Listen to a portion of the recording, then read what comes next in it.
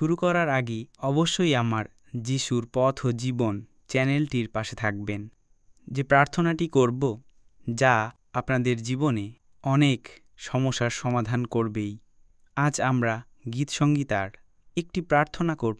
আপনারাও আমার সঙ্গে এই প্রার্থনাটি করতে পারেন, বা আমার সঙ্গে সঙ্গেও আপনারা পাঠ করতে পারেন, বা আপনারা মনে মনে এই প্রার্থনাটি করতে পারেন। গীতসংগীতা এই প্রার্থনাটি করার পর আপনারা ঈশ্বরের উপস্থিতি অনুভব করতে পারবেন। আপনাদের জীবনে সমস্ত ব্যথা বেদনা দুঃখ কষ্ট সব দূর হবে। আপনারা এই প্রার্থনাটি সপ্তাহে প্রতিদিন যদি করতে পারেন, খুব ভালো ফল পেতে পারেন। আসুন আমরা গীতসংগীতার এই প্রার্থনাটি করি। পরাৎপরের আশ্রয়ে যে বাস করে, সর্বশক্তিমানের ছায়া যার নিত্য অবসতি, সেই প্রভু পরমেশ্বরকে বলে, তুমি আমার আশ্রয়, আমার দুর্গ, আমার ঈশ্বর, যার ওপর আমি নির্ভর করি। তিনিই তোমাকে রক্ষা করবেন ব্যাধির ফাঁদ থেকে, রক্ষা করবেন তোমাকে ভয়ঙ্কর মহামারী থেকে। তিনি নিজ পক্ষ ছায়ায় তোমাকে আবৃত করবেন। তার পক্ষ নিচে তুমি পাবে আশ্রয়। তার সত্য তোমার ঢাল ও চর্মফলক স্বরূপ। তুমি ভীত হবে না রাত্রির বিভীষিকায়, কিংবা দিবালোকের নিক্ষিপ্ত তীরে, তিমির ভেয়ারি মারি, কিংবা মধ্যাহ্নের সর্বগ্রাসী মহামারীর মাঝে ভীত হবে না তুমি। তোমার পাশে নিপতিত হবে 1000 জন, নিপতিত হবে 10,000 জন তোমার চতুর্দিকে, কিন্তু কোনো বিপদ স্পর্শ করবে না তোমাকে, কোনো ক্ষতি হবে না তোমার। তুমি শুধু চোখ মেলে দেখবে, প্রত্যক্ষ করবে দুর্জনের প্রতিবিধান। হে প্রভু পরমেশ্বর, তুমি আমার আশ্রয়। যেহেতু তুমি পরাৎপরে নিয়েছ শরণ, তাই কোনো বিপদ ঘটবে না তোমার, কোনো উপদ্রব আসবে না তোমার শিবির। তারা তোমাকে রক্ষা করবেন, সর্বতোভাবেই তারা দুহাতে তোমাকে তুলে নেবেন। পাথরে আঘাত লাগবে না। আসক্ততায় আমি তাকে উদ্ধার করব, নিরাপদে রাখব তাকে, কারণ সে জানে আমার পরিচয়। সে আমাকে ডাকলে আমি সাড়া দেব, সংকটে আমি থাকব সাথে।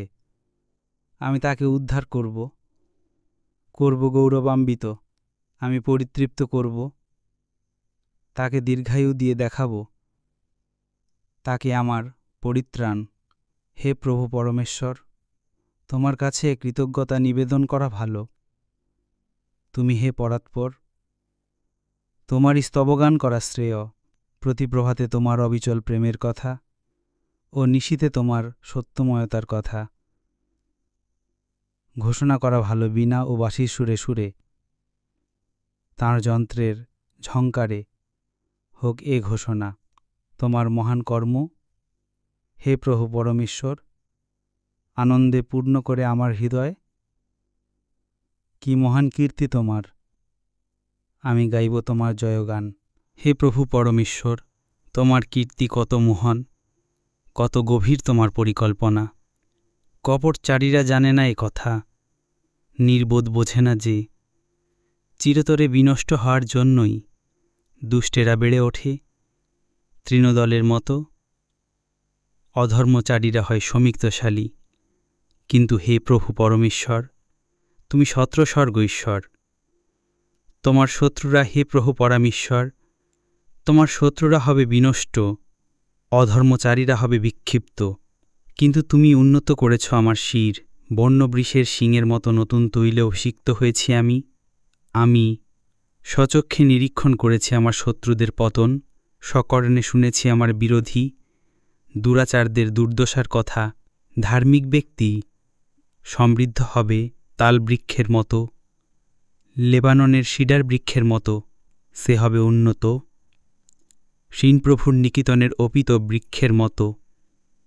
তারা ঈশ্বরের প্রাঙ্গণে তারা করবে সমীক্তশা লাভ, পরিণত বয়সেও তারা হবে ফলবান, সর্বদাই থাকবে সতেজ ও সরস। এভাবেই প্রকাশিত হবে যে প্রভু পরমেশ্বর ন্যায়পরায়ণ, তিনি আমার আশ্রয়, জ্ঞানী, তার মধ্যে নেই কোনো অধর্ম। প্রভু পরমেশ্বরই রাজাধিরাজ, মহিমায় বিভূষিত তিনি, সুশোভিত তিনি গৌরব ও পরাক্রমে। এ জগৎ প্রতিষ্ঠিত, সুদৃঢ় ভিত্তিতে এই ভিত্তি চির অটজ। সৃষ্টির আদি থেকেই সুপ্রতিষ্ঠিত তোমার সিংহাসন, অনাদিকাল থেকেই বিরাজিত তুমি। হে প্রভু, সমুদ্রস্ফীত হয়ে উঠেছে, ছলনামুখর আজ সাগর বক্ষ, স্বর্গজনে সমর্থিত, জলধিতার অঙ্গস বিশাল, জলরাশির গর্জনের চেয়ে, সমুদ্রের প্রবল তরঙ্গমালার চেয়েও ঊর্ধ্বে প্রতিষ্ঠিত প্রভু পরমেশ্বর, অধিক শক্তিমান, সকল অনুশাসন।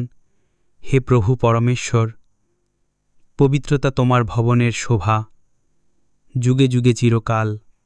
আপনারা যতগুলি আশীর্বাদ অধ্যয়ন করেছেন, আপনাদের পরিবারের ওপর থাকবে প্রভু পরমেশ্বরের সমস্ত প্রতিশ্রুতি এবং আশীর্বাদ। যদি সপ্তাহে 7 দিন এই প্রার্থনাটি শোনেন বা এই প্রার্থনাটি করেন, তাহলে আপনাদের জীবন পরিবর্তন হয়ে যাবে, জীবনে সুখ শান্তিতে ভরে যাবে আপনাদের জীবন। সবাই ভালো থাকুন, সুস্থ থাকুন, ঈশ্বর আপনাদের মঙ্গল করব। জয় যিশু, ধন্যবাদ।